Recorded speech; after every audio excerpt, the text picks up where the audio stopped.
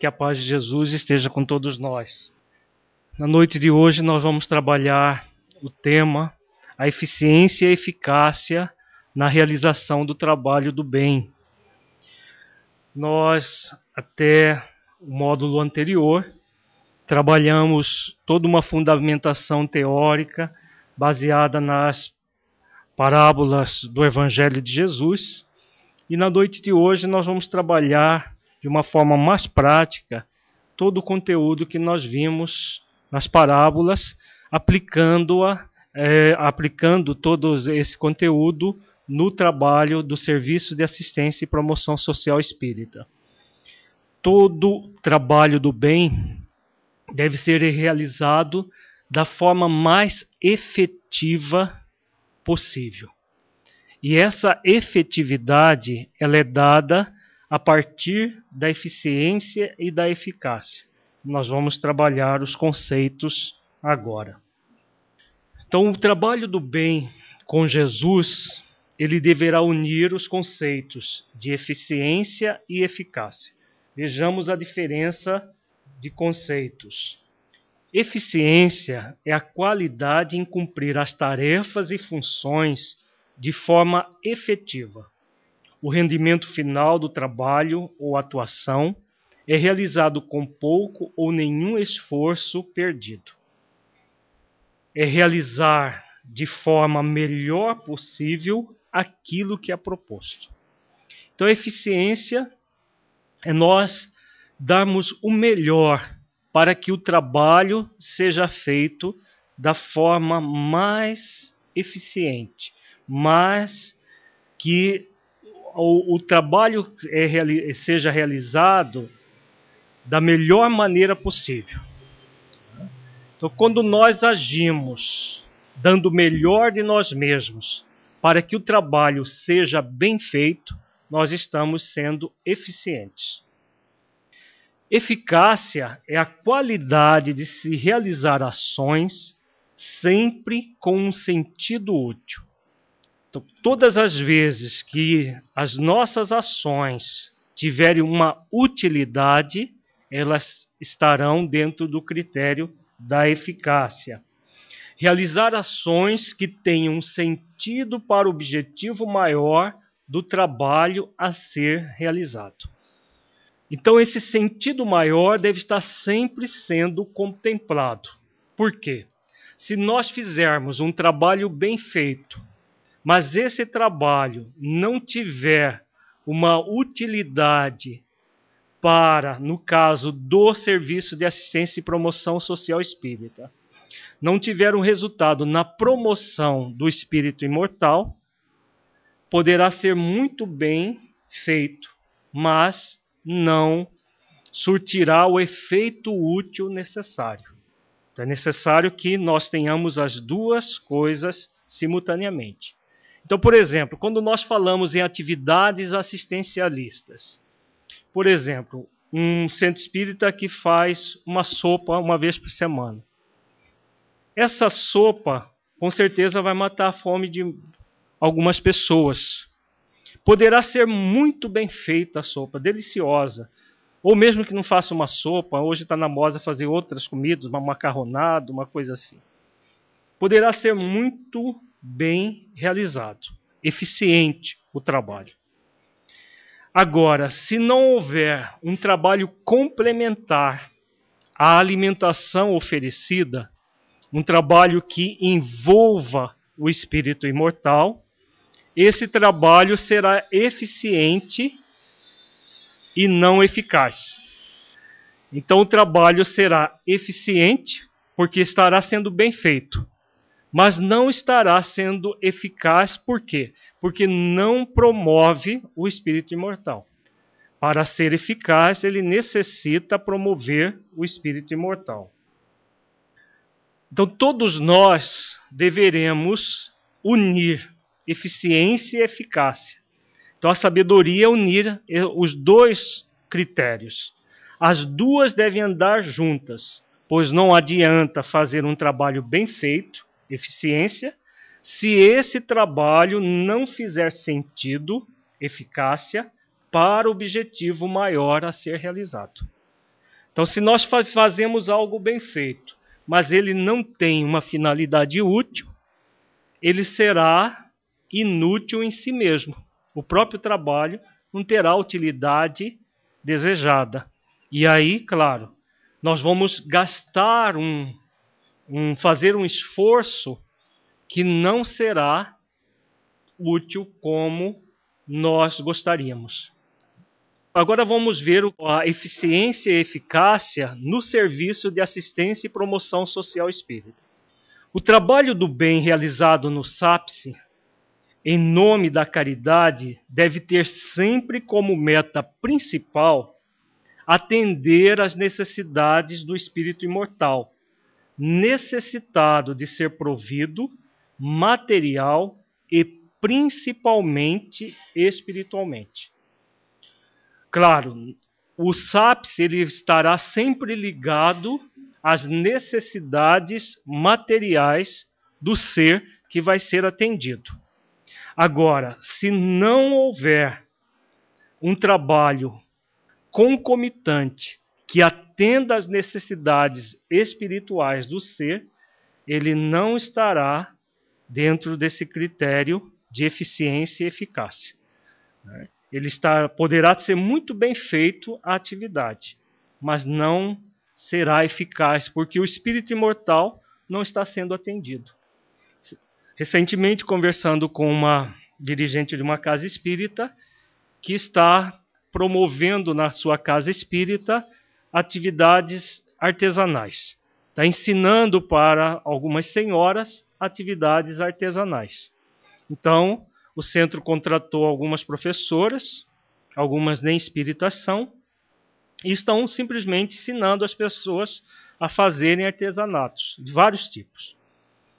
Não há nenhuma atividade espiritual nesse trabalho, apenas atividades artesanais, cujo objetivo é, segundo a diretora da instituição, promover as pessoas para que elas tenham uma profissão e possam ganhar o seu recurso material sem necessitar de terceiros. Esse é um tipo de trabalho eficiente e não eficaz. É um trabalho materialista, como o SENAC faz, o SESI faz, o SESC, várias entidades governamentais ou não governamentais fazem esse trabalho com muita eficiência. Só que essas entidades não têm como compromisso promover o espírito imortal. Uma casa espírita que só faça uma atividade profissionalizante sem promover o espírito imortal, sem aproveitar aquele momento para promover as pessoas, estará realizando um trabalho pela metade. Um trabalho que, claro, as pessoas aprendendo uma profissão vão melhorar de vida, materialmente falando, sim. Agora, e a vida delas como espíritos imortais, dessas pessoas? Se não houver um trabalho concomitante espiritualmente falando, aquela atividade é uma atividade a mais na vida dessas pessoas, mas que não fará grande diferença para elas enquanto seres em evolução. Elas só terão um dinheirinho a mais no final do mês. O centro espírita tem essa finalidade? Não. O centro espírita, digno desse nome, não tem essa finalidade. Para isso existem as escolas profissionalizantes, as atividades puramente materiais. O centro espírita deverá ir além. Se ele não vai além do material, alguma coisa está profundamente errada nessa casa espírita. Então, no trabalho do bem realizado no SAPSE, o espírito imortal é atendido em suas necessidades, tanto quem assiste quanto quem é assistido. Então, nós vimos ao longo do curso, que nós estamos concluindo, que existem necessidades tanto para aquele que assiste, quanto para aquele que é assistido no serviço de assistência e promoção social espírita. Então, todos devem estar envolvidos nessa promoção do espírito imortal. Caso isso não seja contemplado, o trabalho poderá ser eficiente, no sentido de se atender materialmente às pessoas, mas não será eficaz, pois a sua finalidade maior não está sendo considerada. Então, aquilo que nós falamos, né? A finalidade maior de qualquer atividade que é realizada num centro espírita digno desse nome é atender à necessidade do espírito imortal. Poderíamos nos perguntar isso. O que é atender às necessidades do espírito imortal? O que é esse atendimento? Para nós refletirmos juntos. O que vocês acham? Esclarecer as pessoas da realidade espiritual, né? Da realidade da vida. Então, exatamente essa é a necessidade maior do espírito imortal. Então, no caso, agora existem o espírito imortal que assiste e aqueles que são assistidos. No caso de quem assiste, é o esforço de reabilitação pelo trabalho do bem, significando a volta para a casa do Pai e a ascensão de Jericó para Jerusalém das parábolas que estudamos. Então, para nós que estamos na posição de assistir, de doar, de oferecer, qual é o objetivo maior do trabalho? O objetivo maior é a reabilitação pelo trabalho do bem. Lembrando da parábola dos 2 filhos, aquela parte onde o filho pródigo retorna para casa, depois de ter ido para terras longínquas, sofrido a fome, sofrido toda uma série de privações, e ele retorna à casa do pai para quê? Para solicitar do pai a posição do trabalhador. Lembremos que ele diz assim: já não sou digno de ser chamado teu filho, mas faze-me como um dos teus trabalhadores. Lembramos nós estudamos isso no módulo 3. Então, quando ele retorna para casa, ele solicita a função de ser um trabalhador. Jesus mostra aí nessa parábola que é o trabalho do bem que faz com que nós nos reabilitemos perante a nossa própria consciência. Porque ele se sentia indigno, e por se sentir indigno, ele roga a oportunidade de recuperar a dignidade pelo trabalho do bem. Então, essa é a principal função do trabalho do bem para nós que estamos na posição de assistir, de doar, de oferecer, nos reabilitarmos, ascendermos espiritualmente. Então, na parábola do bom samaritano, é aquele que está subindo de Jericó para Jerusalém. Então, ao subir de Jericó para Jerusalém, ascende, para acender a luz, né? Nós ascendemos, nos elevamos para acender a luz dentro de nós. Então, um trabalho eficiente e eficaz no ponto de vista do trabalhador do bem deve transformar o trabalhador do bem numa pessoa melhor. Então, aquele trabalho que nós fazemos simplesmente por ansiedade de consciência, eu vou lá trabalhar porque senão o obsessor me pega, senão não vou ter a salvação, porque senão isso ou aquilo, o trabalho sendo feito por obrigação e não por conscientização, ele não reabilita o trabalhador do bem. Nós vamos realizar ações por ansiedade de consciência e continuaremos com as dificuldades próprias da ansiedade de consciência. Quando nós assumimos o processo de reabilitação pelo trabalho do bem, o que vai acontecer? Vai acontecer uma transformação interior.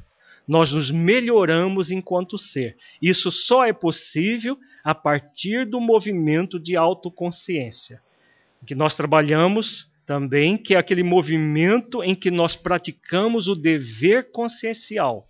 O meu dever consciencial é de me esforçar no trabalho do bem, quantas vezes forem necessárias, de uma forma gradativa e suave, fazendo todo um processo de transformação interior. Então, esse será um trabalho eficiente e eficaz no ponto de vista do trabalhador. Então, se nós realizamos um trabalho dessa maneira, continuemos. Se realizamos o trabalho por obrigação, mudemos a forma de trabalhar. Se estamos nos movimentando de forma diferente disso, o nosso trabalho poderá ser até eficiente. A gente vai lá e faz um trabalho, mas será o bem para o outro, porque ele não será eficaz no sentido de não proporciona a nossa transformação. E aí o que acontece? Nós vamos estudar alguns exemplos, nós já falamos aqui o caso da Otília Gonçalves, e vamos estudar mais alguns exemplos hoje de pessoas que agiram assim. Estavam focados apenas na eficiência do trabalho do bem, sem buscar a eficácia. E aí, quando nós passamos para a dimensão espiritual, muitas vezes vamos ver que todo aquele trabalho realizado gerou benefícios para os outros. Mas como não transforma a pessoa numa pessoa melhor, ela volta para o mundo espiritual ainda com muitas dificuldades. Vai ter o benefício do trabalho do bem realizado, mas não há transformação. Isso acontece, um exemplo é o caso do André Luiz. André Luiz, o espírito, ele relata que no livro Nosso Lar, que ele, durante todo o período da sua vida profissional, ele atendeu mais de 2.000 pessoas gratuitamente. E o benfeitor, o Clarencio, que o está acompanhando, ele diz assim, que a maior parte dos atendimentos ele fez por troça, ele fez por fazer. Mesmo assim, 2 pessoas nunca o esqueceram depois desse atendimento gratuito. E oraram por ele depois desse atendimento.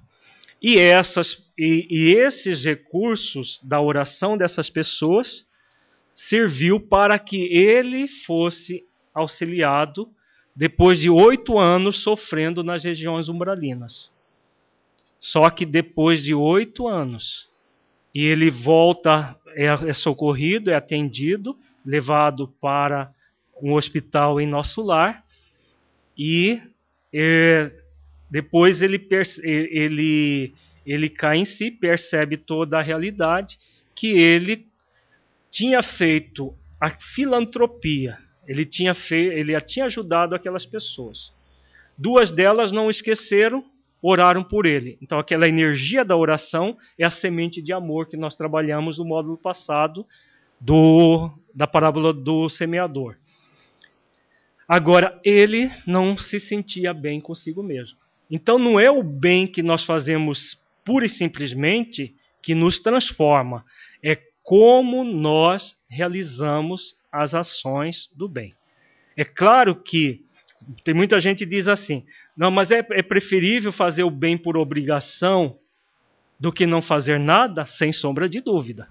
Sem sombra de dúvida, se nós tivermos que optar entre a indiferença e a ansiedade de consciência que gera o fazer o bem por obrigação, optemos por fazer o bem por obrigação. Por quê? Esse bem vai gerar um bem a alguém, que, claro, gera para nós o mérito de ter proporcionado, no caso do André Luiz, um alívio àquelas pessoas que ele atendeu gratuitamente. né? Se nós atendemos alguém, se nós socorremos com um recurso financeiro para aquela pessoa adquirir uma cesta básica, qualquer coisa nesse sentido, nós estamos produzindo algo bom para o outro. Entre isso e não fazer nada, preferível isso. Agora, nós estamos no nosso curso refletindo um pouco mais entre fazer o bem por obrigação, por ansiedade de consciência, e fazer o bem por dever consciencial, transformando as nossas consciências. Nós que já estamos na posição de aprofundar no conhecimento espírita, optemos pelo equilíbrio. O equilíbrio, porque além de eficiência nas nossas ações, nós seremos eficazes, porque nós nos transformaremos em pessoas melhores. E isso é que vai contar do ponto de vista individual. Não é a quantidade de cestas básicas que nós distribuímos, não é a quantidade de atendimentos profissionais que nós fizemos, é a nossa transformação interior. Isso que conta do ponto de vista pessoal. O bem que nós fazemos para nós e que reflete no outro, como uma consequência do bem que nós fazemos em nós. Aí estaremos sendo eficazes e eficientes. E isso, claro, nos engrandece, nos torna pessoas pessoas melhores, pessoas que estão ascendendo de Jericó para Jerusalém. Um exemplo de eficácia é quando a pessoa faz algo bem feito e útil, que tem uma utilidade tanto para ela quanto para o seu próximo. Então, no serviço de assistência e promoção social espírita, é você fazer algo material. Por exemplo, nesse exemplo que nós demos dessa entidade espírita que faz o trabalho de artesanato com as senhoras, um trabalho eficiente e eficaz seria aquele que ensinasse o artesanato e, ao mesmo tempo, uma pessoa com conhecimento espírita estivesse coordenando o grupo naquela atividade, proporcionando conversas salutares que trouxesse à baila, trouxesse para a análise do grupo postulados da doutrina espírita. Tá? Então, por exemplo, a lei de causa e efeito. Muitos problemas estão no dia a dia das pessoas que nós podemos trazer juntos ali naquela tarefa. As pessoas estão fazendo as atividades artesanais e, ao mesmo tempo, conversando sobre a vida e a pessoa coordenando aquilo, dando noções de lei de causa e efeito, da reencarnação, de processos de influência espiritual que acontece. Quando isso acontece, o que vai ocorrer? A pessoa está sendo... aquela atividade está sendo eficiente, porque as pessoas estão aprendendo uma profissão, e ao mesmo tempo está sendo eficaz, porque elas estão se melhorando enquanto espírito imortal. Ficou claro, Delber? Então elas estão melhorando a sua intimidade, porque elas estão entendendo melhor a vida. Então, se elas entendem melhor a vida, o nível de rebeldia, da própria dificuldade de compreensão da vida vai diminuindo. E se diminui, é isso que elas vão levar para a eternidade. Enquanto que aquela atividade artesanal que elas aprenderam pode dar um recurso a mais no final do mês. Mas tudo isso é transitório. O que é permanente é a transformação do espírito imortal. Então, isso que é unir eficiência e eficácia, no caso, no serviço de assistência e promoção social espírita. Então, uma pessoa de 29 anos, com 7 filhos, e numa situação dessa, chega o trabalhador do SAPSE e fala que a pessoa tem que fazer uma laqueadora. Tá? Então, do ponto de vista materialista, a pessoa está pensando em quê? Apenas na eficiência. A mulher tem 7 filhos, já está bom demais, e ela tem que fazer a laqueadora. Do ponto de vista espiritual mais transcendente, é necessário que a eficiência se alie à eficácia. Qual é o nosso movimento? O nosso movimento, até cultural, é de intervenção. E aí nós sabemos o que é melhor para a pessoa, e aí determinamos. Você tem que fazer a laqueadura.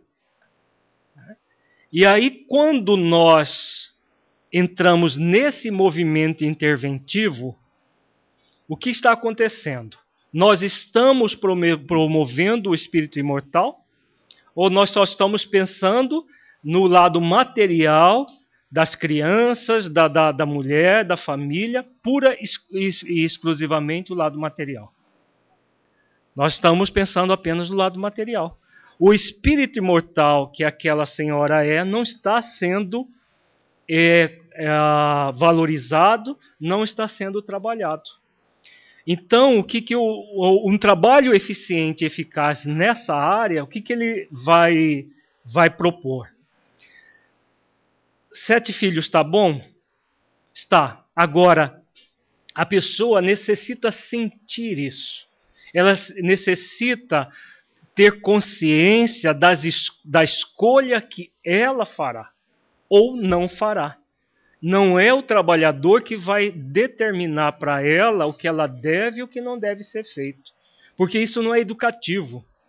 Educar é extrair de dentro da pessoa aquilo que ela pensa, e aí você, a partir daquilo que você extrai, você orienta. Então, se nós quisermos intervir na vida dos outros, nós seremos corresponsáveis pelas atitudes equivocadas dos outros. Se nós queremos auxiliar a pessoa numa postura educativa, nós vamos oferecer subsídios para que a pessoa reflita. Então, o trabalho eficiente e eficaz é aquele que dá amparo, que dá subsídio moral, espiritual, para que a pessoa tome as suas próprias decisões. Então, esse é o que promove de forma eficiente e eficaz. Nós estaremos fazendo bem feito o trabalho. E estaremos sendo eficaz por quê? Porque o espírito imortal está sendo formado. Está sendo informado e formado. As informações nós vamos dar. Todas as informações de métodos anticoncepcionais, de planejamento familiar, porque aí no caso seria mais de planejamento familiar, as informações e proporcionar, auxiliar a pessoa para pegar aquelas informações e se forme moralmente de uma forma mais equilibrada. Aí sim, o trabalho, nós estamos unindo os dois critérios, eficiência e eficácia. Então, ampliando, né? Se você apenas pensa nas consequências e não nas causas, nós estamos sendo parciais. Ao ser parciais, o que vai acontecer? Nós poderemos até agir eficientemente do ponto de vista materialista. Só que uma entidade espírita que age de forma materialista e um trabalhador do bem, em nome de um centro espírita, de uma organização espírita, que age de forma materialista, está se comprometendo muito perante a própria consciência. Porque se não formos junto com a pessoa nas causas determinantes daquela situação, né, e as causas são sempre espirituais, as causas disso tudo é ignorância, uma série de processos que é algo que vai sendo construído junto com a família ao longo do tempo, e não de forma imediata. A intervenção pode ser imediata. Faça a laqueadura, ela faz. Agora, depois, sempre tem um depois de uma ação ao depois. O que vai acontecer nisso tudo? A pessoa que interviu está adquirindo um débito perante aquela família, porque não houve um processo de educação. No caso de quem é assistido, A eficiência e a eficácia é o processo de ajudar aquele que caiu em poder de salteadores, quando descia de Jerusalém para Jericó, e ficou despojado de tudo, cheio de feridas, a se reerguer, isto é, a transformar as causas que o levaram à queda. Então, lembrando da parábola do bom samaritano, nós vamos ter como assistido, simbolicamente falando, aquelas pessoas que estavam descendo de Jerusalém para Jericó e, ao descer, caíram em poder de salteadores, que nós refletimos juntos, que são as próprias leis da vida, que quando a pessoa tenta ludibriar descendo, buscando uma vida puramente materialista, ela recebe de volta aquilo que ela plantou. E aí isso gera as feridas.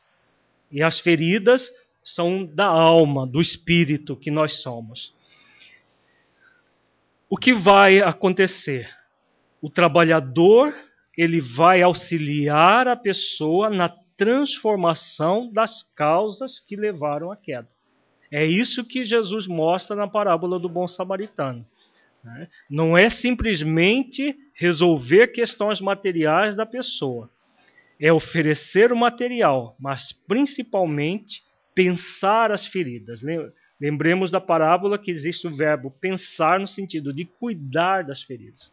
Se as feridas são psíquicas e espirituais, somente ações espirituais é que vão fazer com que essas feridas cicatrizem definitivamente e não fiquem apenas ocultas, escondidas numa série de dificuldades que a pessoa traz. Então, nós teremos duas situações. O trabalhador do bem trabalhando de forma eficiente e eficaz, e aquele que recebe ajuda também deve ser eficiente e eficaz. Então é fundamental lembrar que o trabalhador do SAPSE vai fazer o papel de semeador de amor, sem pretensão de colher os frutos dessa semeadura. Então nosso papel é de semear. Então nesse caso, por exemplo, que a Silvia traz, qual é o papel do semeador? O papel do semeador é oferecer todos os recursos para que aquela senhora reflita. Se ela vai refletir ou não, é uma questão que não diz respeito ao semeador. Se nós determinamos o que ela deve e o que ela não deve fazer, não está sendo feito semeadura alguma. Muito pelo contrário, né? Nós estamos intervindo no livre-arbítrio da outra pessoa. E isso é muito sério, você interferir no livre-arbítrio do outro. Qualquer dificuldade que acontecer para outra pessoa por causa da sua interferência vai para a conta da sua vida, juntamente com a dificuldade que vai para a conta da vida da outra pessoa. Para saber se o nosso trabalho está sendo eficiente e eficaz, é fundamental perguntarmos: as atividades que estão sendo realizadas em nosso centro espírita ajudam a transformar o espírito imortal? Então, façamos avaliações. Está ajudando a transformar o espírito imortal numa pessoa melhor? Ou está simplesmente distribuindo coisas materiais? Coisas materiais que são transitórias. Não apenas coisas, mas tendo posturas materialistas na vida das pessoas. Como é esse caso de determinar a pessoa a fazer uma laqueadura. Outra pergunta: o Evangelho de Jesus, redivivo pela doutrina espírita, é ensinado às pessoas na convivência com elas, de modo que elas possam curar as suas feridas e se reerguer como Jesus ensina na parábola do bom samaritano? Nós estamos revivendo verdadeiramente o Evangelho de Jesus ou não? E esse Evangelho de Jesus, no caso do Serviço de Assistência e Promoção Social Espírita, são as atividades que nós vamos fazer na convivência com as pessoas. Nós não vamos reunir as pessoas e ficar fazendo palestra para elas, porque há uma dificuldade de entendimento nesse nível. Então, é como Jesus trabalhava. Reunia as pessoas e falava do cotidiano dessas pessoas, usando coisas do cotidiano para o entendimento. Então, nós podemos... o trabalho eficiente e eficaz vai ser esse trabalho em que, na convivência com as pessoas, nós vamos passar os conceitos cristãos. Se isso está acontecendo, ótimo. A nossa casa espírita está realizando um trabalho eficiente e eficaz. Se isso não acontece, é fundamental reformular o trabalho. Então, caso a resposta seja sim, sigamos em frente. Estamos no bom caminho. Caso a resposta seja não, reformulemos o trabalho enquanto é tempo. Como que você vai saber se está surtindo efeito? Pelo bom senso. Um trabalho que você só dá coisas materiais e não leva as pessoas a refletirem sobre a vida delas, é um trabalho eficiente, pode ser até eficiente, mas não será eficaz. Então o bom senso vai nos mostrar. O trabalho espiritual, ele funciona como uma semeadura de amor. Qualquer trabalho que você for fazer dentro de um centro espírita, você não tem a pretensão de converter ninguém. Você vai semear semente de amor. Você estava aqui no mês passado que nós demos. Então, nós vamos fazer o trabalho do semeador de amor. Então, a nossa função não é ficar fazendo avaliações com as pessoas. Não, vamos pegar todas as pessoas que assistiram a palestra, dar uma prova para elas, para ver se elas aprenderam a lição oferecida no centro. Não é por aí, né? As avaliações que nós vamos fazer é do trabalho que realizamos, da forma como ela é realizada. Muitas vezes as pessoas fazem essas atividades assistencialistas e dizem que a leitura de uma página do Evangelho para as pessoas que estão ali com fome, tumultuadas antes da comida ou antes de receber a cesta básica, faz uma leitura do Evangelho, uma prece e fala que o trabalho tem uma atividade espiritual porque leu o seu Evangelho e fez-se uma prece. Isso é algo que transforma o espírito imortal? Ouvir uma leitura, e muitas vezes uma leitura que é feita quase que para dentro da pessoa, que ela faz uma leitura xoxa ali, quase como um desencargo de consciência para dizer que o trabalho é espiritual. E aí faz uma prece e está feito. Não é isso. No caso do Serviço de Assistência e Promoção Social Espírita, nós vamos agir não fazendo leituras para as pessoas antes de um trabalho. Pode até acontecer para preparar um ambiente, como nós fazemos aqui, uma leitura de uma mensagem curta, de preferência simples, em palavras bem simples para as pessoas entenderem. Agora, o trabalho que promove o espírito imortal é aquele em que você convive com a pessoa e vai passando conceitos para ela de uma forma muito informal, dentro da própria convivência. Se isso acontecer, aí o trabalho será eficaz, porque nós vamos estar semeando as sementes de amor que um dia vão germinar.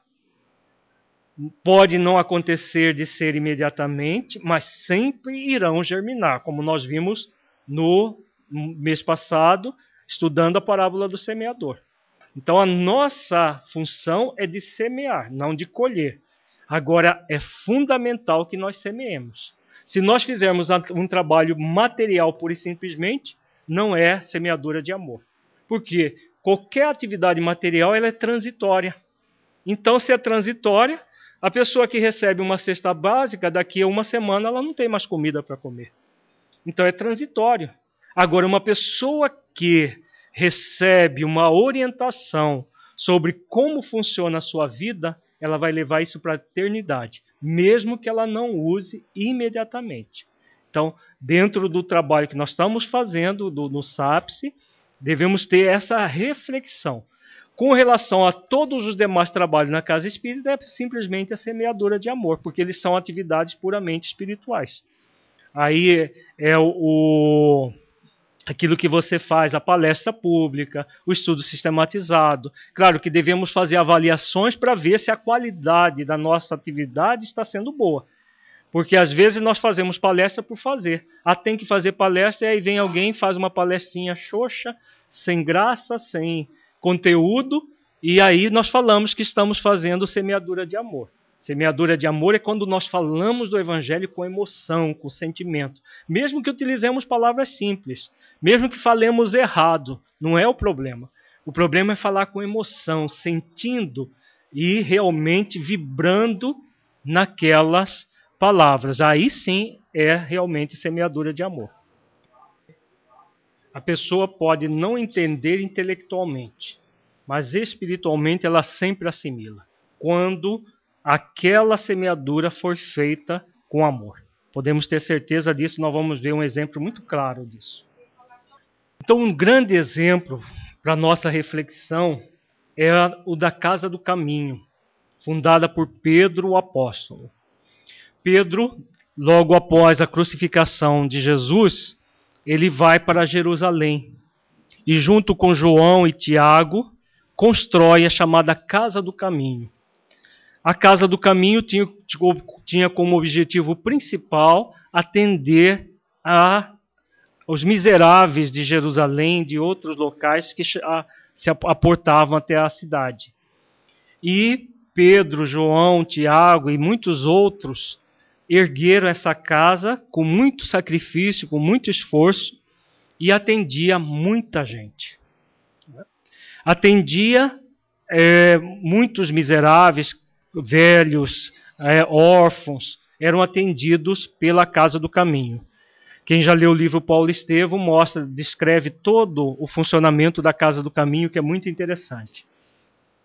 E Pedro, João, Tiago, os apóstolos que conviveram com Jesus, eles se esfalfavam em trabalhos materiais, visitando pessoas que pudessem prover financeiramente a Casa do Caminho, já que eles não podiam nem trabalhar, porque precisavam o tempo todo estar angariando recursos para a Casa do Caminho.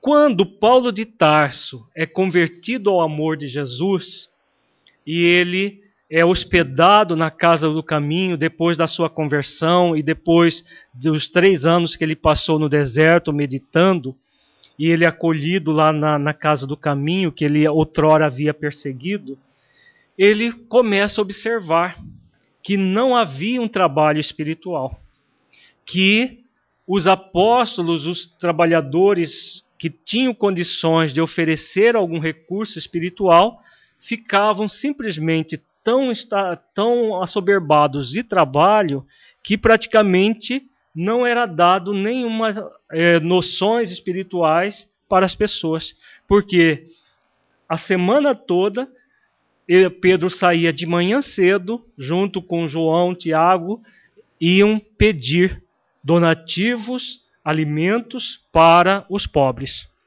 Paulo de Tarso, como uma pessoa muito inteligente, muito capacitada, observando aquilo, percebeu que alguma coisa estava muito errada. Por quê? Aquilo que era principal, que era o alimento do espírito imortal, não estava sendo dado na Casa do Caminho. Os apóstolos estavam tão assoberbados de trabalho que nem tinham tempo de falar sobre Jesus, dar os ensinamentos de Jesus. Então eles não tinham tempo de praticamente oferecer o pão espiritual. E Paulo de Tarso teve uma ideia de ensinar para aqueles, principalmente os órfãos que estavam crescendo, os idosos que tinham ainda condições de trabalhar, que eles aprendessem uma profissão, caso não tivessem, e pudessem realizar pequenos serviços que pudessem manter a Casa do Caminho. Paulo se encarrega de ensinar o ofício de tecelão, Barnabé de oleiro e outros mais ensinam para essas pessoas que estavam ali sendo atendidas, se não estivessem doentes, incapacitados, estariam atendendo, trabalhando e provendo materialmente. E isso foi feito, de modo que Pedro, João e os demais apóstolos, e Tiago, pudessem oferecer a palavra de amor. Então, após essa sugestão de Paulo, isso foi feito e eles tiveram todo o tempo disponível para cuidar do mais importante, que era oferecer a mensagem cristã para aquelas pessoas, para que matasse a sede definitivamente, para que a fome delas fosse saciada definitivamente. Então, o exemplo da Casa do Caminho, após essa sugestão de Paulo, é muito pertinente e tem muito a ver com os nossos dias também. O trabalho era feito de forma extremamente eficiente. Era com muito amor que os apóstolos socorriam aquelas pessoas, mas não era eficaz do ponto de vista espiritual, porque as pessoas continuavam carentes do amor de Jesus, elas continuavam carentes dos ensinamentos cristãos. Então, se nós repetimos a mesma coisa nos centros espíritas de hoje, nós estamos nos equivocando muito. Então, é essencial ensinar o Evangelho de Jesus através de atos e partindo da realidade das pessoas atendidas. Então, na Casa do Caminho, após isso, eles reuniam as pessoas e ali no cotidiano, no próprio trabalho, eles falavam de Jesus, meditavam sobre os ensinamentos cristãos.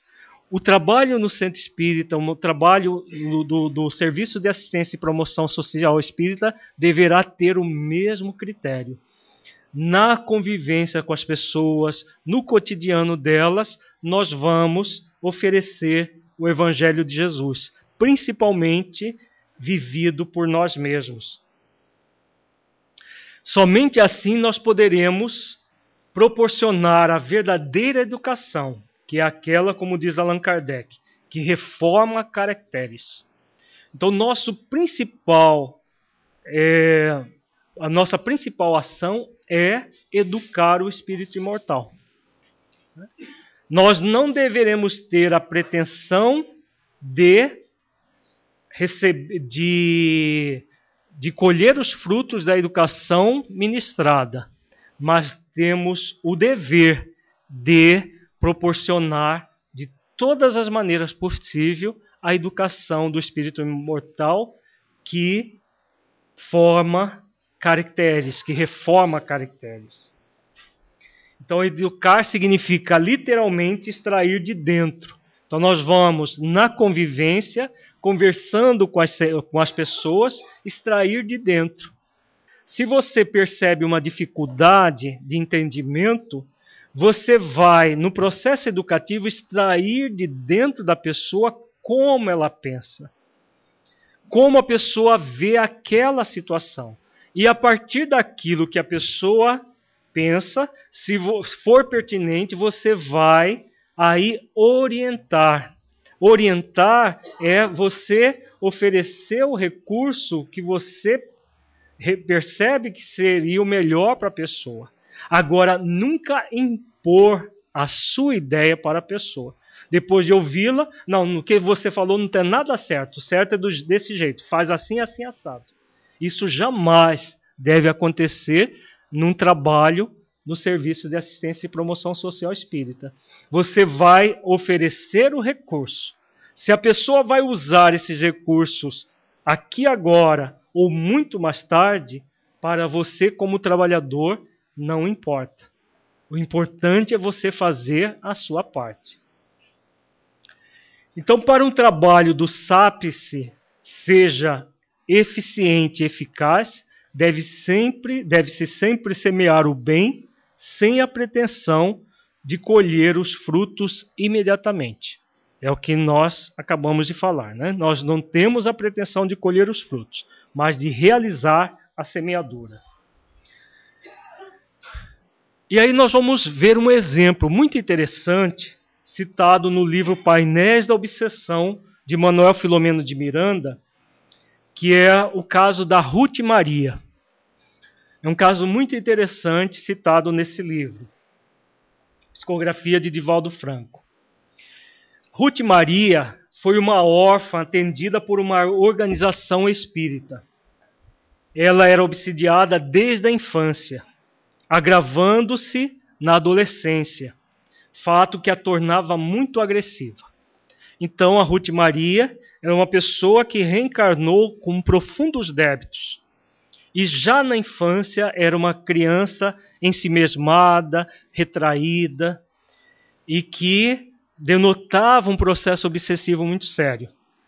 Na adolescência, essa obsessão se recrudesceu e ela se tornou muito agressiva.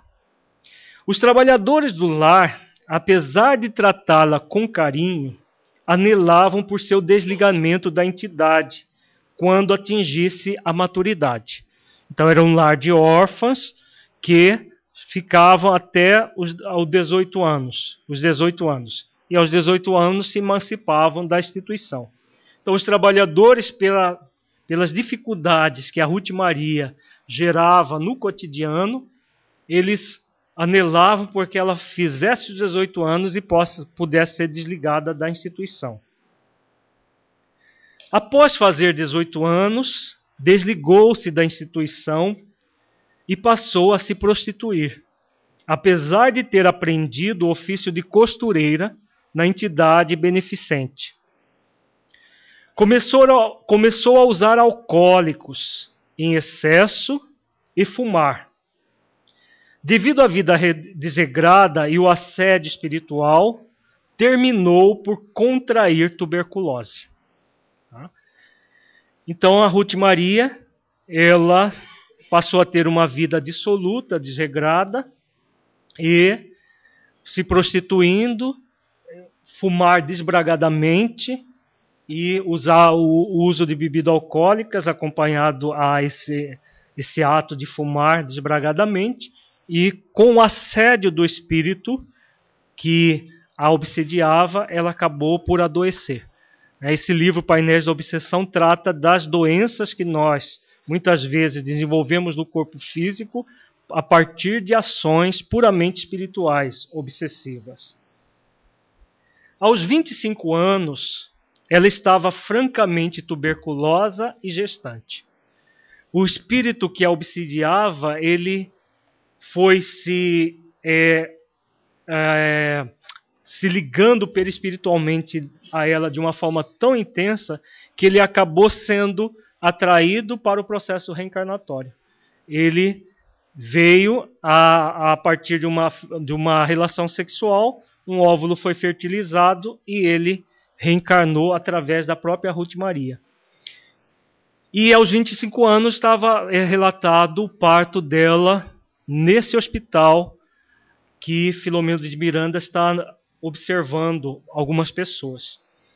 E ela veio a terminar por desencarnar no momento do parto. O espírito renasceu, o espírito obsessor, e ela voltou para a dimensão espiritual.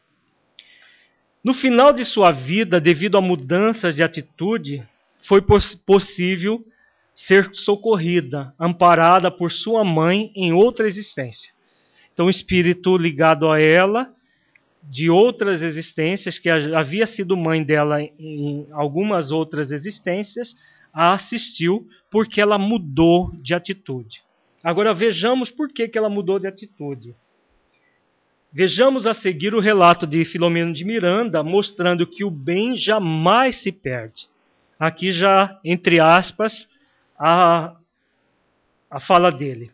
A nossa irmã, diante dos padecimentos mais vigorosos, experimentados ultimamente, passou a recordar-se das lições ouvidas no abrigo de amor, onde fora criada, permitindo que germinassem as sementes da fé ali depositadas com carinho. Da lembrança inicial, mesmo com a mente perturbada pelas influências espirituais perniciosas que sofre, passou a rápidas meditações e a prece foi a solução final. Graças a esse expediente, providenciou-se assistência do nosso plano de ação.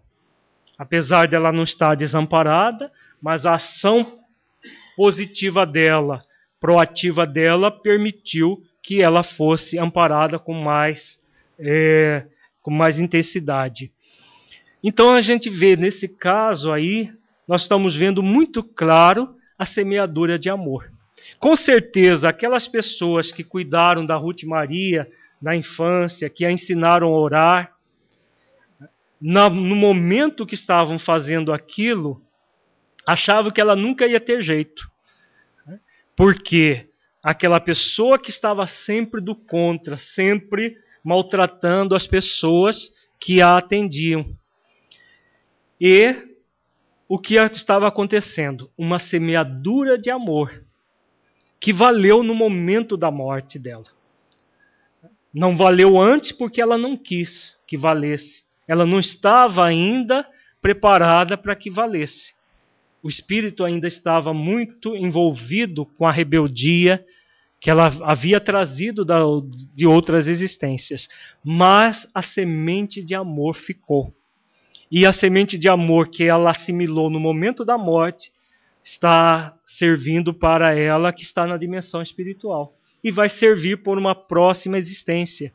Então, o papel do trabalhador do bem, dentro do critério da eficiência e da eficácia, será sempre de semear a semente de amor. Jamais de esperar a colheita, que muitas vezes nós não vamos nem observar. Esses trabalhadores, com certeza, nem souberam do que estava acontecendo com ela no final da sua morte. Mas aquela semente estava sendo germinada. Então, Filomeno de Miranda relata a orientação do Dr. Arnaldo Lustosa com relação às atividades assistenciais. O Dr. Arnaldo Lustosa é um benfeitor espiritual que dirigia aquele hospital, do lado do mundo espiritual. Ele diz assim: verificamos que nas casas e sociedades de beneficência, o trabalho é bênção maior para aqueles que o desenvolvem. Vemos companheiros dedicados e entusiastas, laborando com otimismo em obras sociais, que criam e mantêm, sendo lentamente descoroçoados, caindo em desânimo, diante dos resultados, às vezes decepcionantes, bem diversos dos que esperavam. Esfalfam-se horas seguidas, para que nada falte na obra, e tudo esteja em ordem, doando-se com amor e lutando com afã em favor dos objetivos nobres. Os beneficiários, no entanto, salvadas raras exceções, tornam-se exigentes, fazem-se ingratos e difamadores, reagindo às boas orientações e assumindo atitudes soberbas, chocantes, que insuflam revolta e malquerença. Então nós estamos vendo aqui na orientação do benfeitor que o trabalho do bem, ainda nas condições que nós realizamos, é muito mais para o trabalhador do bem do que para aqueles que vão ser atendidos. É aquilo que nós trabalhamos também no mês passado, na fala de Joana de Ângeles para Divaldo Franco. Se pelo menos nós conseguirmos retardar o mal, já é um avanço. Se conseguirmos que algumas pessoas cheguem ao bem, ótimo.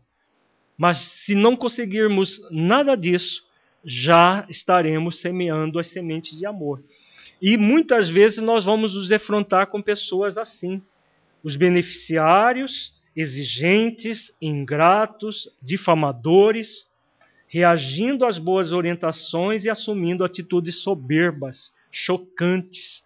Nós vemos, às vezes, em favelas miseráveis, em barracos miseráveis, pessoas com posturas de verdadeiras princesas, condessas. Certa vez, ainda na Mocidade Espírita, onde nós começamos o trabalho do Serviço de Assistência e Promoção Social Espírita, do Centro Espírita Cuiabá, eu e Lacordé estávamos visitando uma casa de uma senhora muito miserável. Ela estava numa miséria assim, só tinha no barraquinho um fogão desses de improvisado, de tijolo, né? E mais nada. Não tinha nada para comer. E nós angariávamos alimentos e íamos lá no local, na Canjica, que era um bairro que tinha e hoje desapareceu, virou um conjunto habitacional, ali próximo da Avenida do CPA.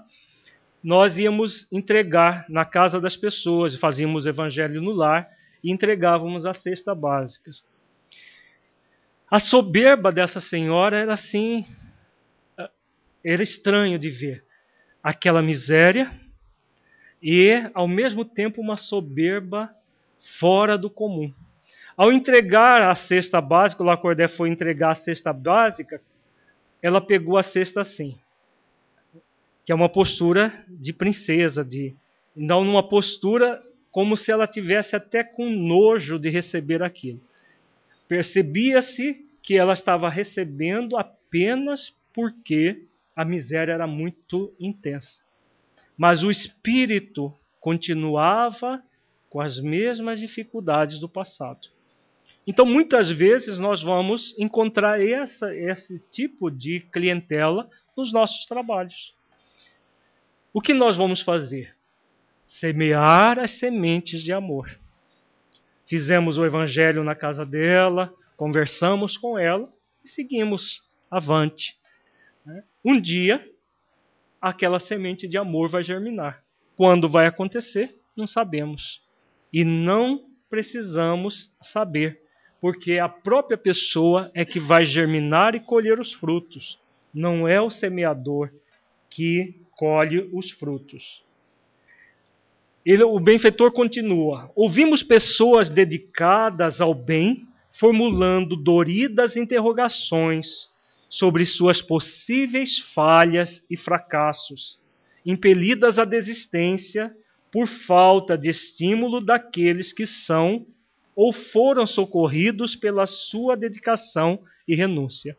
Quando nós ficamos esperando os frutos, nós vamos entrar nessas interrogações. Será que eu falhei? Será que fracassamos?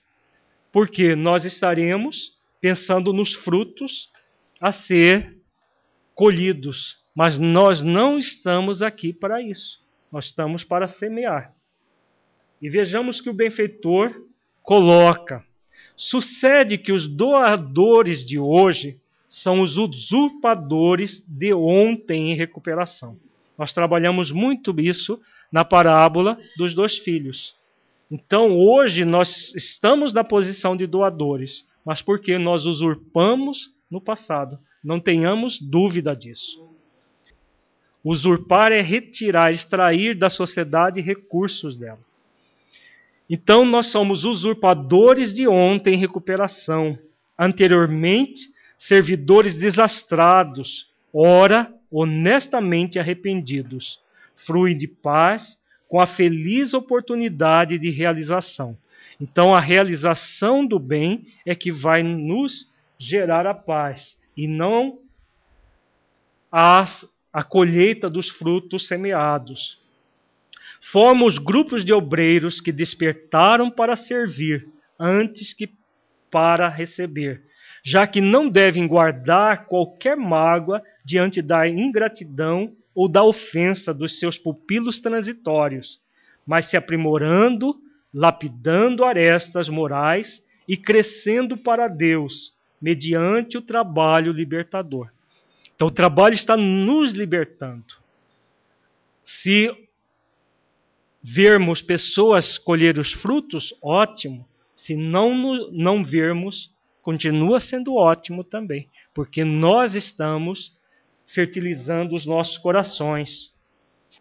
Muitas vezes o que acontece? Por ansiedade de consciência, nós queremos fazer muito, exatamente porque nós trazemos na nossa consciência a usurpação do passado.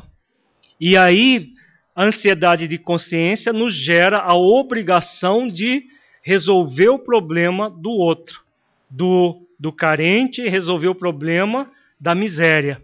Só que não é por aí. Nós não temos o compromisso de resolver o problema da miséria. Nós temos o compromisso de educar o espírito imortal. Então, quando nós focamos os critérios de eficiência e eficácia, nós vamos atender a necessidade material, sabendo que ela é transitória, mas principalmente a espiritual. E nós não vamos concorrer com as políticas públicas, mas dar algo mais, aquilo que jamais a pessoa vai obter num órgão público, que é o carinho, que é a afetividade, que é a mensagem espírita. Então, em vez de ansiedade de consciência, é fundamental desenvolvermos o dever consciencial. O que a minha consciência me mostra? Que eu posso, no trabalho que realizo, ir transformando gradativamente a mim mesmo e auxiliando o outro a se transformar. E isso só a partir dos recursos que a doutrina espírita nos oferece. Aí sim, nós estaremos sendo eficientes e eficazes. Se nós ficarmos fazendo coisas que é do poder público fazer, nós não realizaremos a principal função da casa espírita, que é atender à necessidade do espírito imortal. Então, é preciso muito cuidado com a ansiedade de consciência. Quando nós ficamos ansiosos consciencialmente, nós agimos como um mártir salvador que nós trabalhamos no mês passado. Nós queremos salvar os outros, como se nós fôssemos mártires salvadores dos outros. E não agimos como educadores que estão dando o melhor que podem para que a pessoa se eduque. Exato. Em qualquer área da vida, o papel do semeador não é de colher, seja pai, mãe, educador, seja no serviço de assistência e promoção social espírita, seja um evangelizador de crianças, de jovens. O papel dele não é colher pelo outro, é simplesmente de semear as sementes de amor no coração do outro. Se a semeadura está sendo feita, ótimo. Algum dia aquela semente vai germinar. Evangelizadores, por exemplo, às vezes entram nesse drama. Nossa, eu falo, dou o melhor de mim, e as crianças estão lá barulhentas, os jovens não querem saber. Você está semeando as sementes de amor. Se você quiser colher pelas suas crianças e os seus jovens, você vai ter grande dificuldade. Agora, se fizer o papel de semeador, em qualquer área, nós vamos realizar as ações que nos cabem no processo. Vejamos um outro exemplo em que há dificuldade em relação à eficiência e eficácia no serviço de assistência e promoção social espírita. No livro Tormentos da Obsessão, Filomeno de Miranda relata o caso da senhora Hildegarda, que construiu um orfanato por sugestão de Dr. Bezerra de Menezes. Porém, devido à vaidade, ficou presa a questões secundárias, buscando realizar o trabalho de forma eficiente, esquecendo da eficácia, da finalidade útil da instituição. Então, no livro Tormentos da Obsessão, dá detalhes dessa história que é muito interessante. Então, essa senhora, certa vez, recebe uma mensagem de Dr. Bezerra de Menezes falando na necessidade de atender os filhos do Calvário, que era o termo que Jesus usava para aqueles que têm menos. E essa senhora muito rica, era de uma família bastante abonada, ela resolve por construir já uma obra de vulto. Ela resolve por construir um orfanato grande com todos os recursos. E passa a vida toda dela dentro de uma postura extremamente perfeccionista, vaidosa, construindo o orfanato. E construindo do bom e do melhor, de tudo, sempre focada na eficiência. Apesar do Dr. Bezerra, em algumas vezes, passar orientação para ela, para ficar atenta à simplicidade da obra e não àquilo que ela estava fazendo.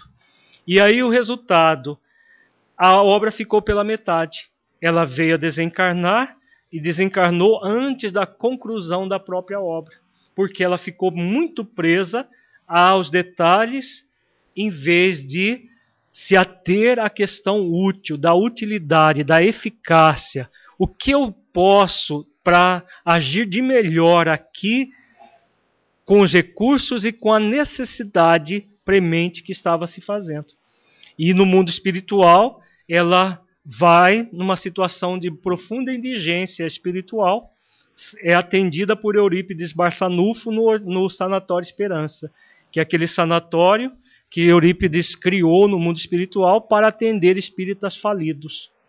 Então passou a vida toda fazendo o bem, só que um bem pela metade. Ela queria fazer tão eficiente, tão maravilhosa a atividade, que foi para o mundo espiritual numa indigência por não ter feito aquilo que devia ser feito. Tá?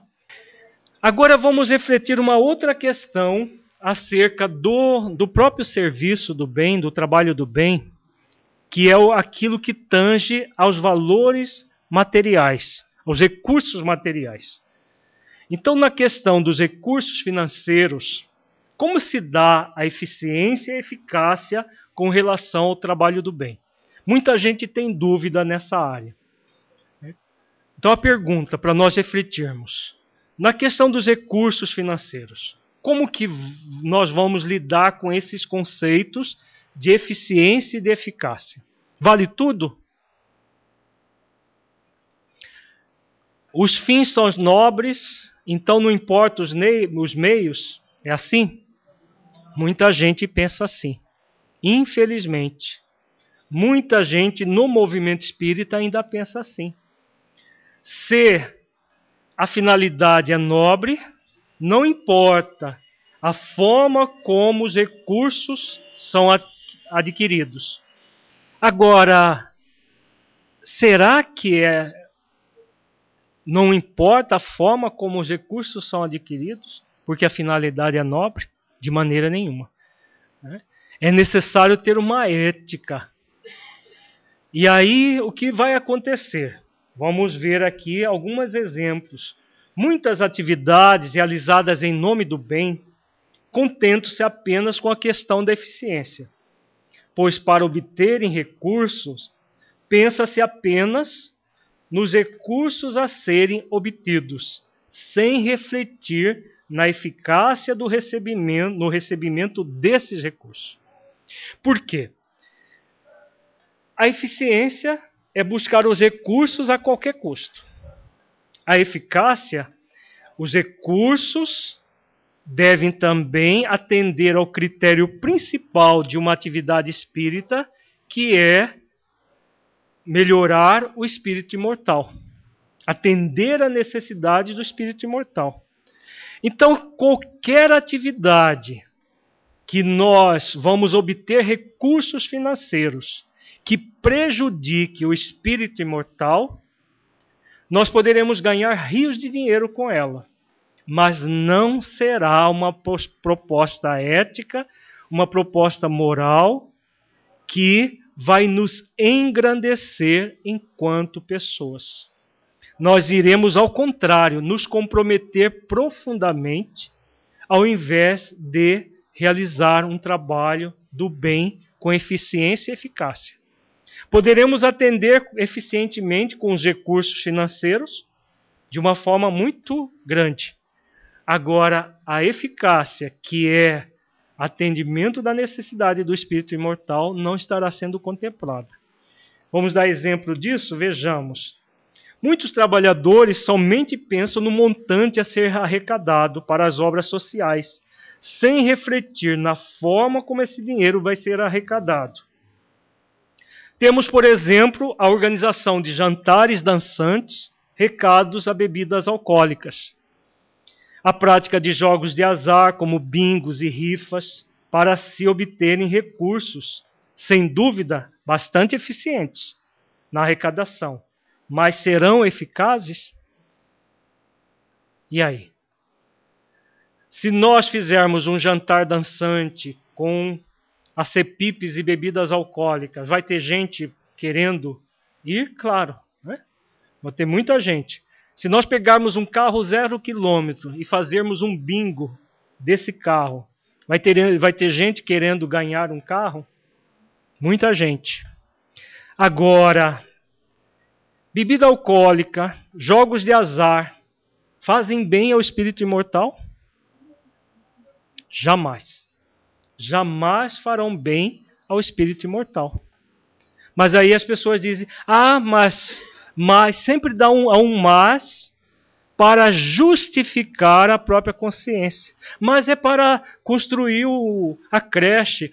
Mas é para construir a sala de passe do centro espírita. É mais para isso, é para aquilo.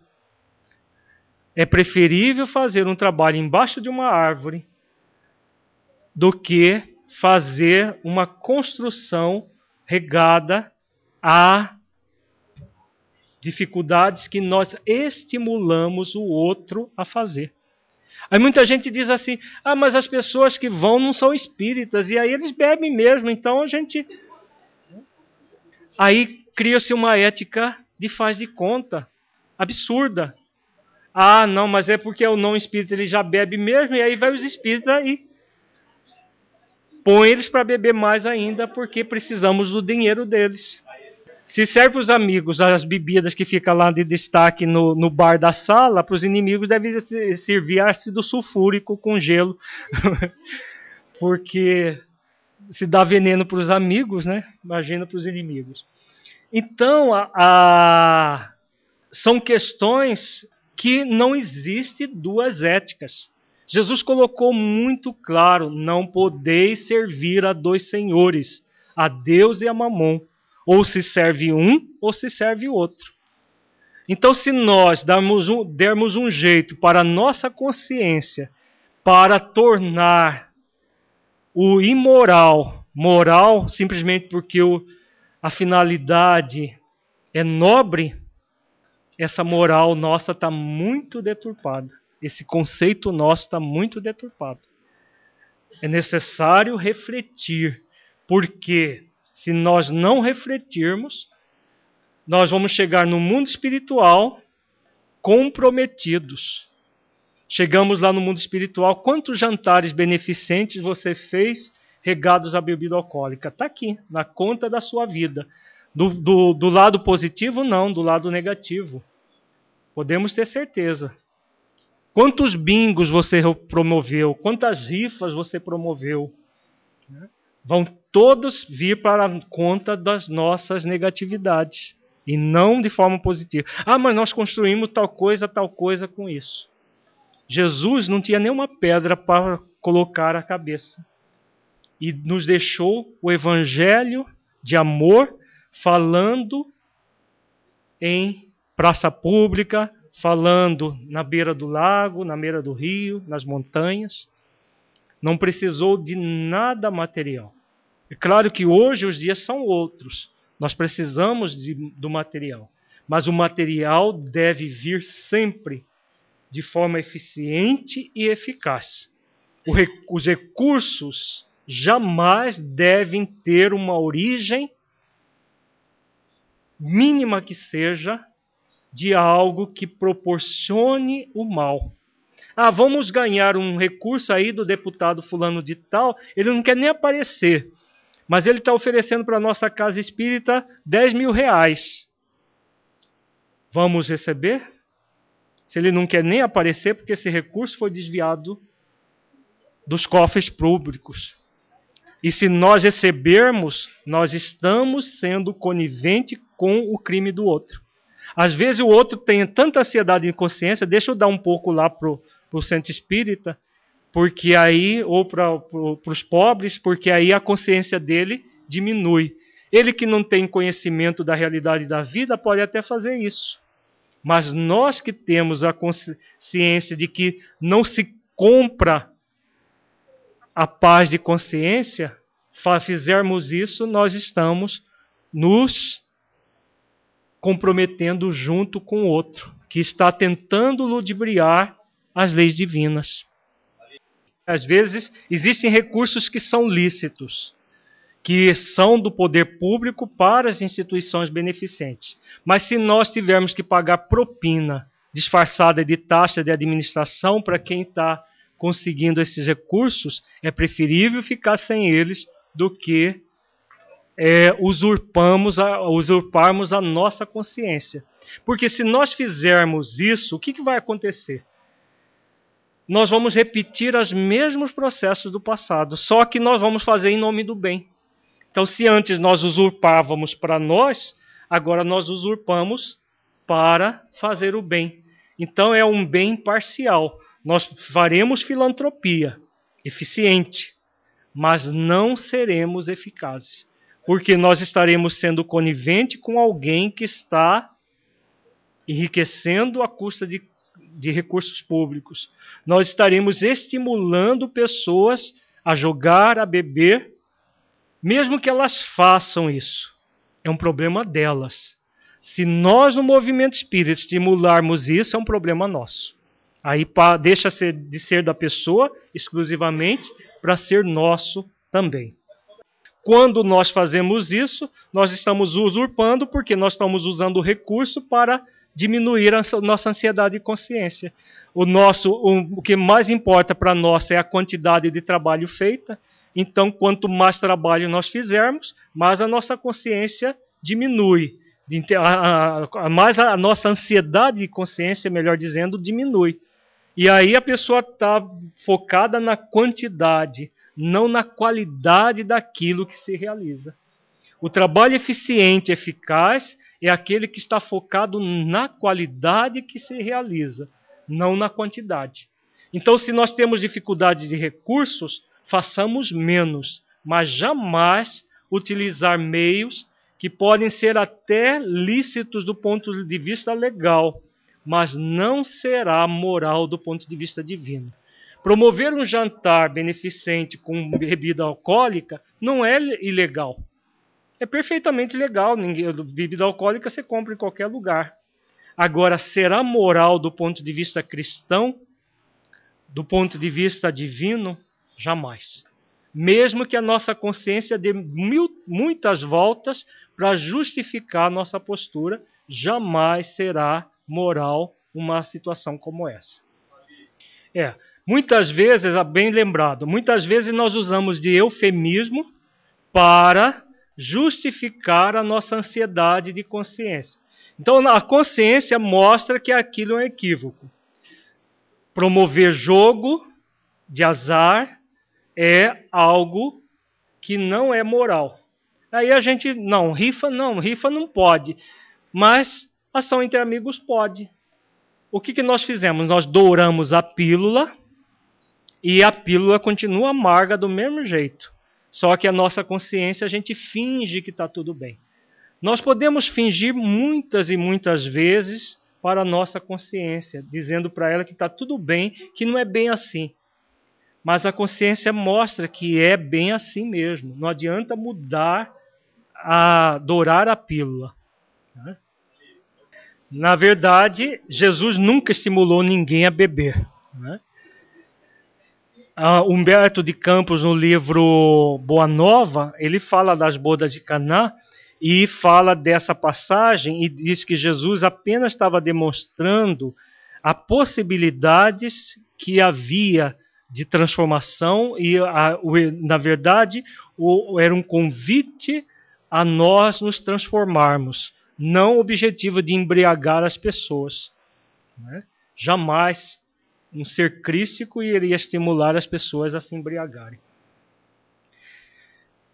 Então, o que acontece? Cria-se um paradoxo, pois para se produzir o bem, entre aspas, atendendo necessidades materiais dos carentes socialmente, cria-se um mal para outras pessoas, que irão sustentar financeiramente esse bem, estimulando-as ao jogo, ao uso de bebidas alcoólicas, etc. Então estejamos atentos a isso, porque ludibriar a consciência é possível.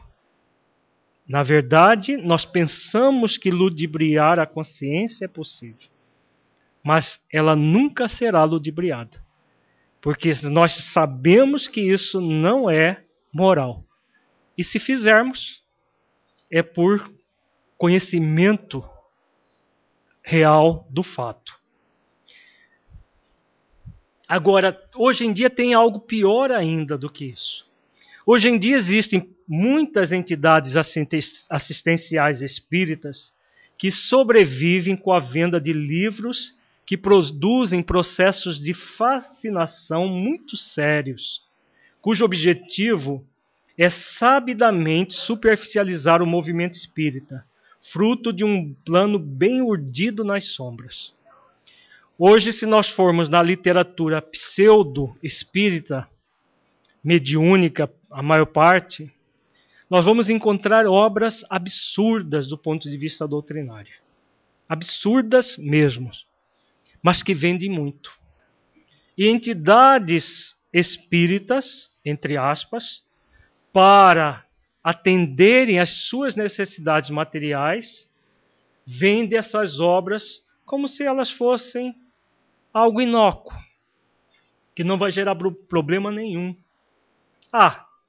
Se a pessoa não comprar aqui, ela vai comprar acolá. Agora, nós somos responsáveis por aquilo que nós fazemos. Nós não somos responsáveis por aquilo que o outro faz. Então, uma entidade espírita digna desse nome jamais vai se sustentar com processos obsessivos de outras pessoas. Porque alguém que compra um livro numa livraria espírita, compra esse livro acreditando, principalmente pessoas neófitas, porque uma livraria pública, uma livraria na internet, ela está aberta a todo mundo. Não são pessoas com autoconhecimento doutrinário que têm acesso a essas livrarias. Porque muita gente justifica vender qualquer coisa porque as pessoas devem ter o discernimento próprio, e aí, como elas têm discernimento próprio, elas vão escolher o que é bom e o que não é. Uma falácia que a pessoa cria para sustentar a própria consciência, que mostra que ela está equivocada. E aí cria-se mentiras para se fazer de verdades. Porque a grande maioria das pessoas que estão adentrando o movimento espírita não tem ainda condições de selecionar o joio do trigo.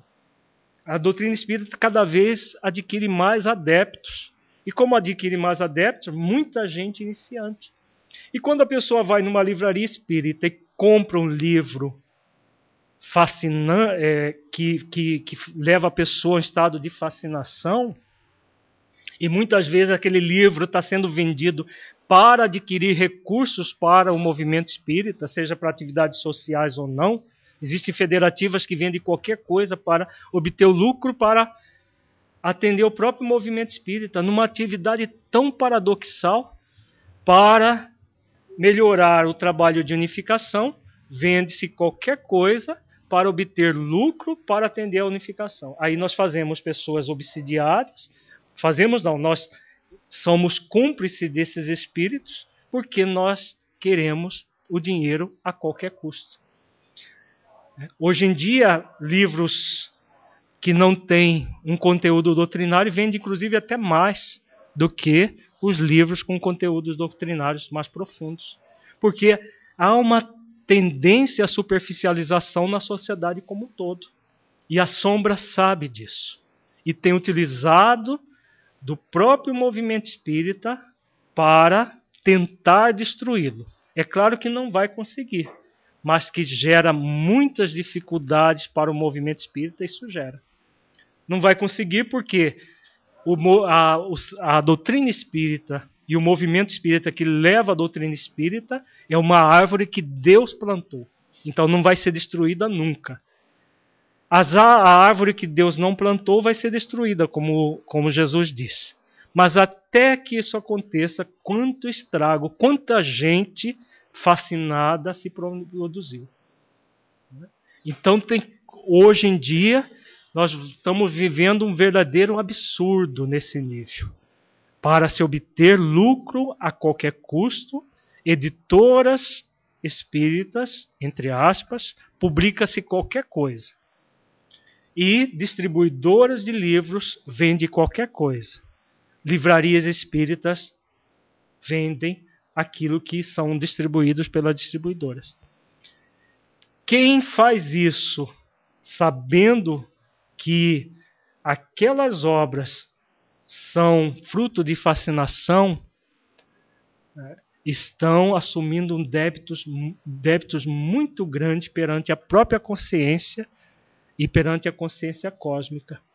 Mesmo que aqueles recursos nós usamos na nossa atividade assistencial, nós atendemos tantas crianças, nós atendemos tantos idosos, tantos isso. Como que pode uma atividade que é transitória ser mais importante do que o esclarecimento do espírito imortal? Em vez de auxiliar as pessoas a se esclarecerem, as pessoas auxiliam o processo de fascinação das criaturas, sendo instrumento da sombra. Então isso é muito sério. Não é porque tem-se o rótulo de espírita que o livro é espírita. Não é porque um livro é mediúnico, psicografado, que ele é espírita.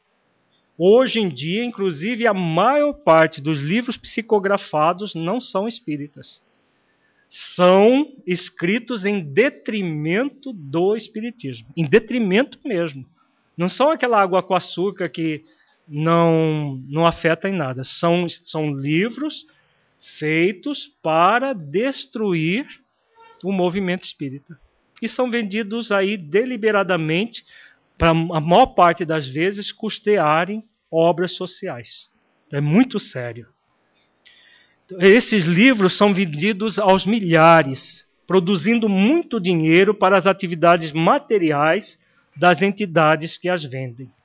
Porém, como tem como objetivo principal fascinar tarefeiros do movimento espírita, o critério da eficácia das atividades espíritas, que é o de atender às necessidades do espírito imortal, fica totalmente prejudicado.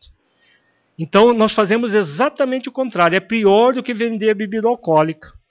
Porque bebida alcoólica a pessoa vai tomar o álcool porque ela já está acostumada a tomar.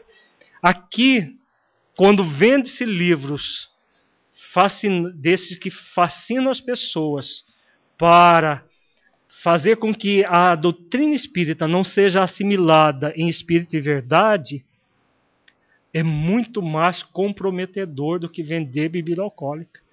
Porque a principal função da doutrina espírita está sendo obstaculizada, está sendo impedida, que é esclarecer as pessoas e fazer com que elas pensem de uma forma mais ampla possível. O que essas obras fazem é limitar a visão das pessoas, é fascinar as pessoas para acreditarem em coisas absurdas, né? E que fazem com que elas fiquem presas a determinados padrões que muitas vezes vai levar a encarnação inteira presa àqueles padrões, que são padrões originários de mentes das sombras. Então isso é seríssimo.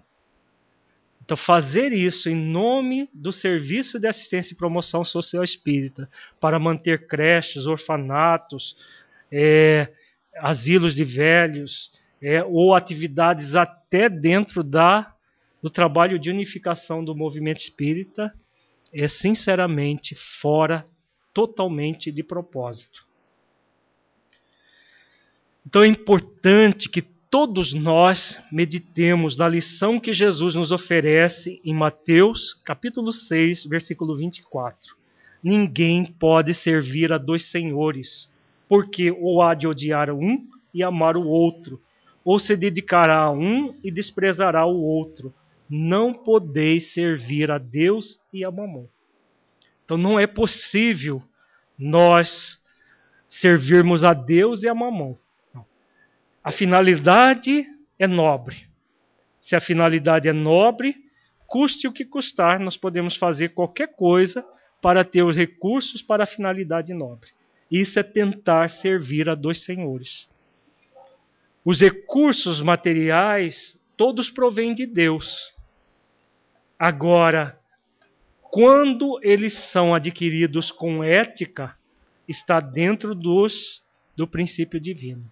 Quando nós passamos por cima da ética, seja no caso de bebidas alcoólicas, de jogo, e principalmente nessa questão da literatura, que dá muito dinheiro, livros hoje, tem muitas editoras, até não espíritas, editando livros espíritas, porque dá muito dinheiro. Então, passando por cima dos critérios doutrinários, que Allan Kardec definiu com muita sabedoria, o que vai acontecer? Nós tentaremos servir a dois senhores para ter dinheiro, recurso para a nossa atividade social. Nós fingimos que está tudo bem. Só que fingimento não gera paz de consciência. Cedo ou tarde, nós vamos nos defrontar com a realidade. E a realidade vai nos mostrar que nós fizemos até o trabalho com eficiência.